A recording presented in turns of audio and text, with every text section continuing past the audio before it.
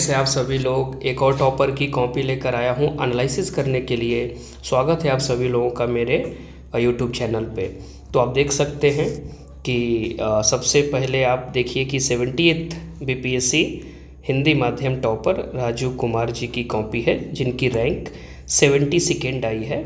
और यहाँ पर DYSP शायद इनकी फर्स्ट चॉइस रही होगी, तो इनको यहाँ मिला हुआ है GS1 की कॉपी है। और सबसे पहले मैं बता दूं कि कॉपी शेयर करने की जो क्रेडिट है वो डेल्टा PCS को जा रही है। ठीक है, डेल्टा PCS जिन्होंने ये कॉपी भेजी है। ठीक है, चलिए स्टार्ट करते हैं। तो देखते हैं कि GS1 में इन्होंने कैसे लिखा हुआ है। तो दोस्तों लेट्स स्टार्ट। अब देखिए कि इनका जो पहला आंसर है, इनके आंसर के अप्रोच को आप देखिए।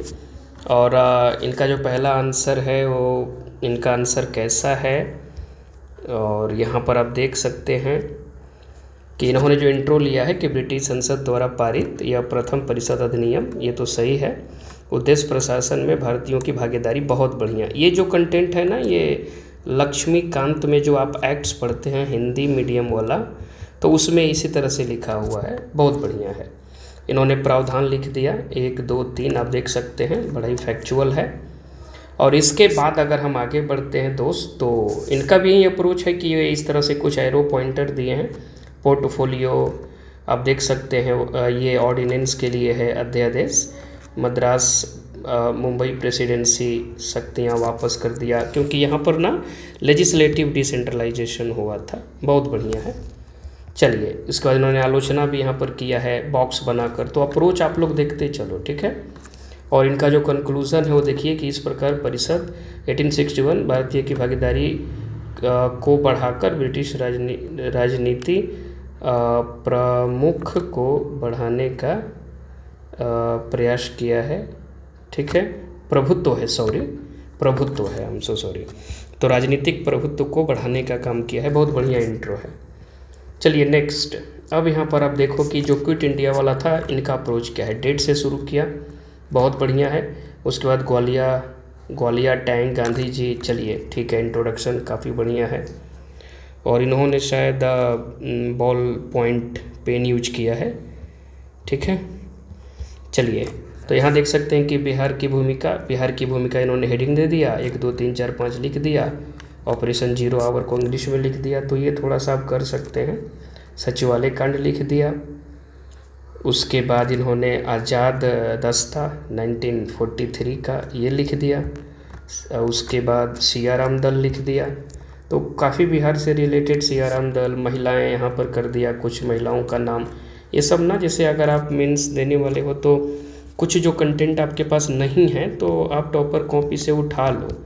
वीडियो देखते समय ना कुछ कंटेंट उठा लीजिए, जैसे महिलाओं में नाम, तो ये सब नाम उठा लीजिए। ठीक है, नोट्स में अपने रख लीजिए। चलिए बढ़ते हैं आगे। संथाल वाले का अप्रोच देखिए। इन्होंने पूरा का पूरा डेट लिख दिया, इससे शुरू किया, भाइयों का नाम लिख दिया, बहनों का नाम भी हो सकता है, फूलो एंड झानो, फूलो झानो। ठीक है, यहाँ पर मैप बना दिया। चलिए अप्रोच देखते चलिए। उसके बाद यहाँ पर दिक्कुज शब्द का इस्तेमाल किया, NCERT शब्द है ये। उसके बाद यहाँ पर लैंड को लेकर है। ठीक है, इनमें एक चीज़ हम बताएंगे, यहाँ पे इन्होंने आउटकम लिख दिया।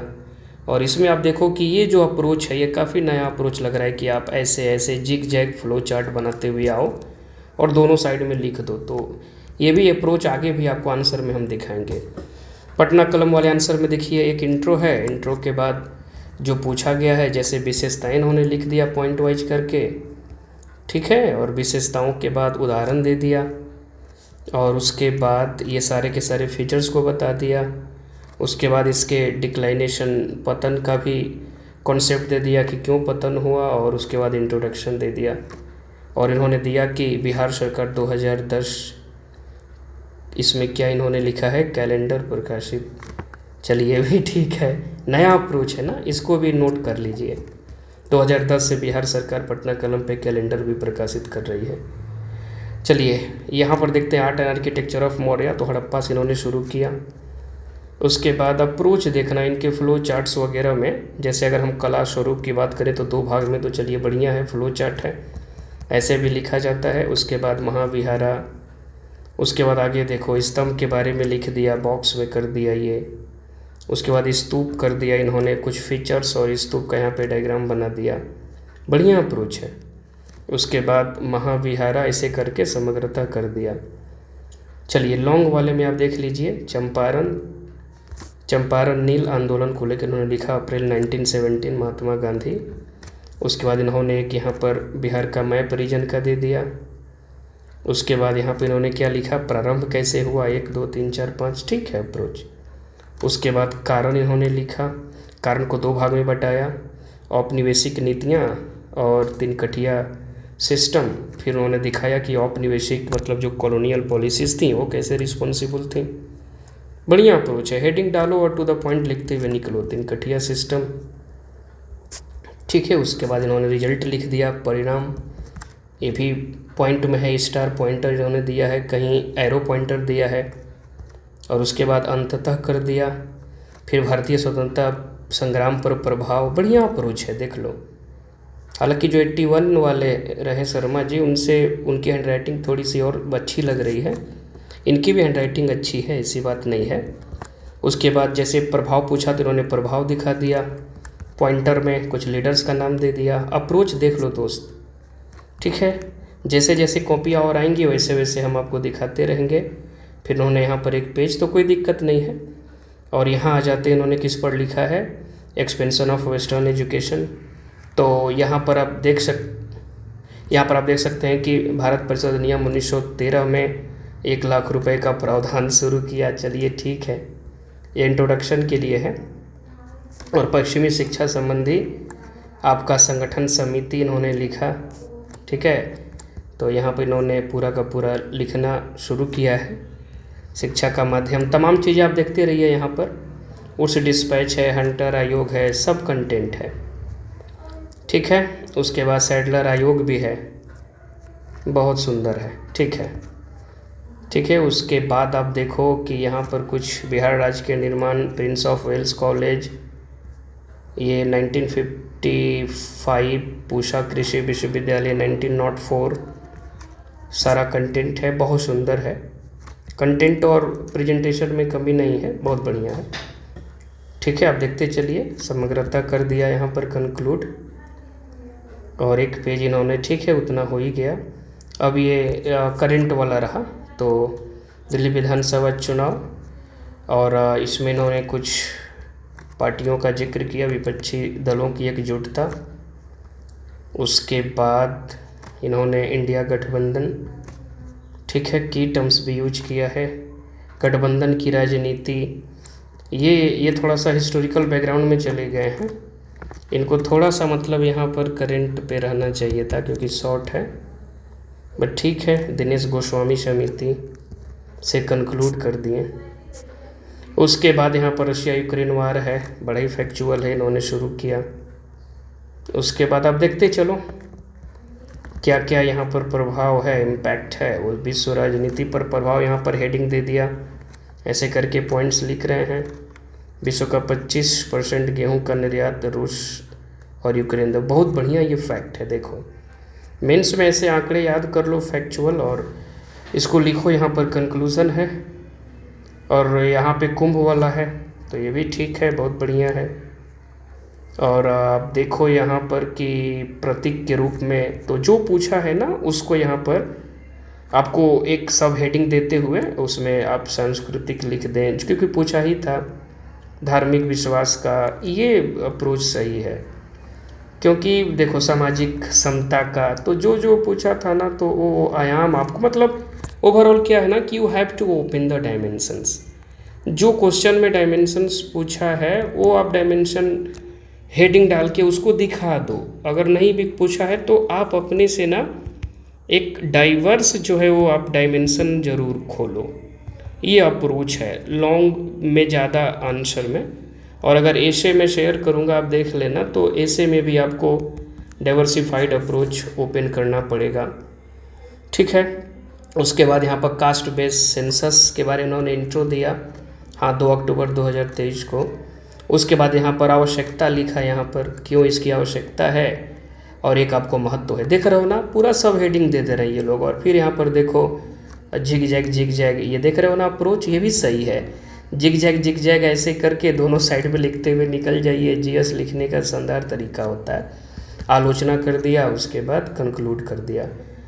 ठीक है, ये देखिए ट्रम्प 2.0 वाला था, आप देखते रहो। इसमें यूएसए का राष्ट्रीय, तो यहाँ पर नेशनल लेवल पर दिखा दिया, और उसके बाद यहाँ पर किस पे दिखा दिया, इंटरनेशनल लेवल पे शो कर दिया। देख लो सारे के सारे पॉइंट्स हैं, आप देखते हुए चलिए, काफ़ी अच्छे पॉइंट्स हैं।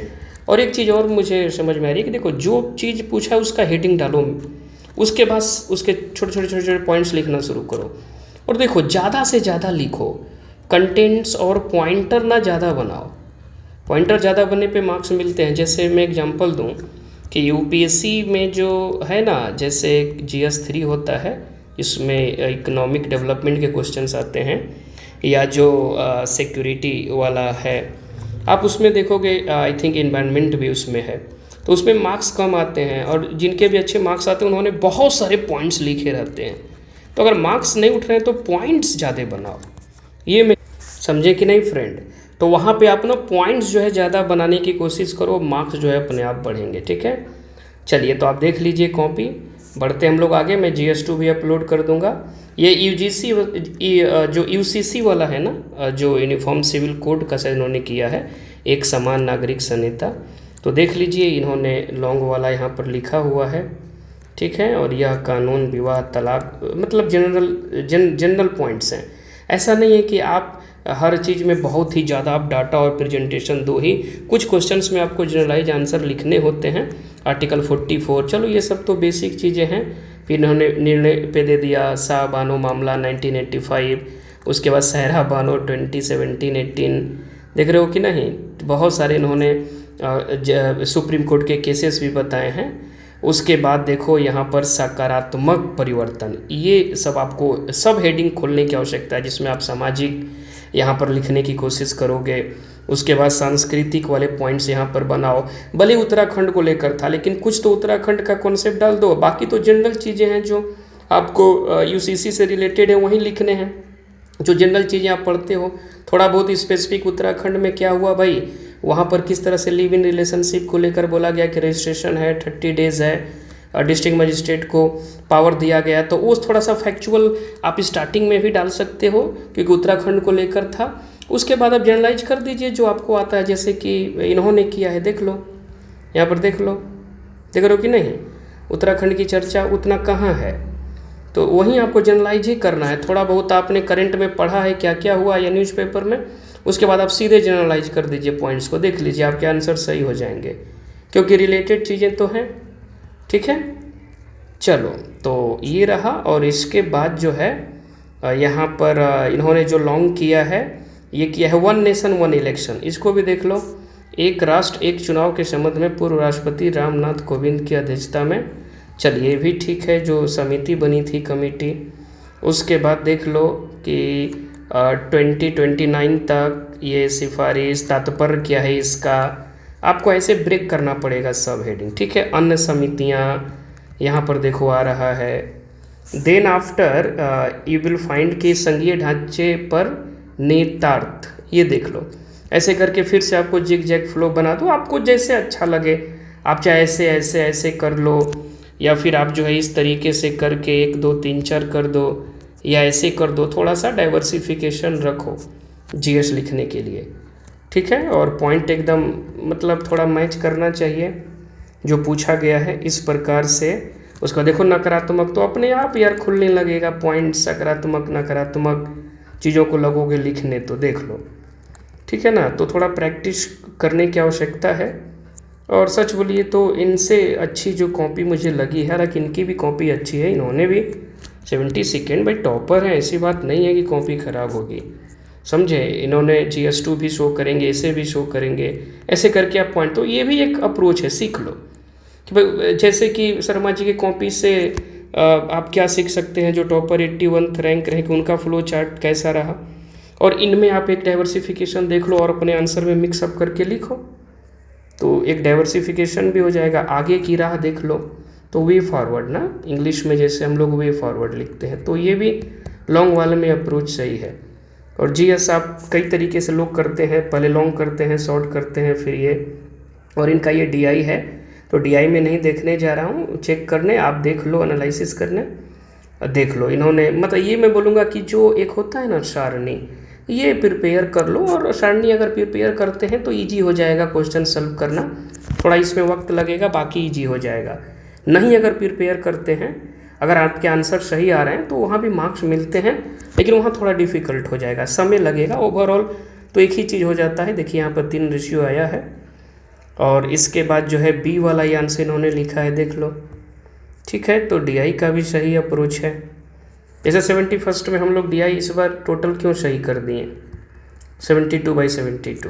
अब देखोगे कि जैसे पहले में ना हम लोग क्या किए, इस बार कि हम लोग हिस्ट्री वाला सेक्शन GS1 में कर लिए, उसके बाद हम फिर सेकेंड में डीआई पर आए, थर्ड में करेंट पर। 70th में क्या कर दिए थे कि डीआई के लिए केवल 25 मिनट का समय दिए, और उसी में 48 मार्क्स का तो किए, लेकिन ओवरऑल 18 मार्क्स का ही सही हुआ। देखते हैं स्टेप मार्किंग पे और मिला होगा, बाकी कहाँ रह गए, कितने मार्क्स से रह गए, लेट द मार्कशीट्स कम।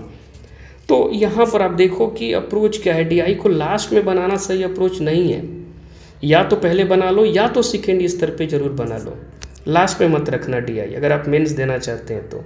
देख लीजिए इनका भी साफ सुथरा है डीआई, ठीक है, थोड़ा बहुत 1-2 जगह कटा है, बट इन्होंने देखो स्पेस भी बच गया, और इन्होंने क्या कर दिया,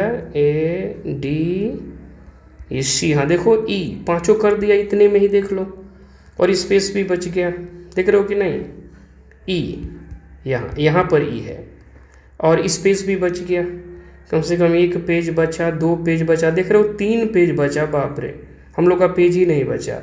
तो वो एक मैनेजमेंट करना बहुत ज़रूरी है, एक आपको स्मार्टनेस शो करना पड़ेगा। यहाँ भी आपको ऐसे सारणी तैयार कर लो, और उसके बाद आप सॉल्व करोगे, आपके क्वेश्चन अच्छे होंगे, कम समय में बन जाएंगे, ठीक है। तो ये रहा 71 टॉपर का डीआई, और इन्होंने इसमें भी देखो पेज इनका बच गया, यहाँ भी ई तक बना लिया, और 1 पेज तो बच ही गया एटलीस्ट। तो यही रहा फ्रेंड्स, और मैं GS2 भी इनकी कॉपी शो करूँगा और ऐसे भी शो करूँगा। तो ऐसे ही वीडियो को आप अपना प्यार देते रहें, लाइक शेयर सब्सक्राइब करते रहें। बहुत सारे कंटेंट्स आने वाले हैं BPSC को लेकर मुख्य रूप से, लेकिन UPSC को भी लेकर कंटेंट्स आएंगे। पहले मैं 72nd BPSC पे फोकस कर रहा हूँ इस समय, फिर हम लोग मेंस पे भी एनालिसिस करेंगे, और मैं अपनी भी मार्कशीट और इवेल्युएटेड कॉपी शो ज़रूर करूँगा आपको। थैंक यू वेरी मच, ठीक है। चलिए पढ़ाई करते रहें दोस्तों।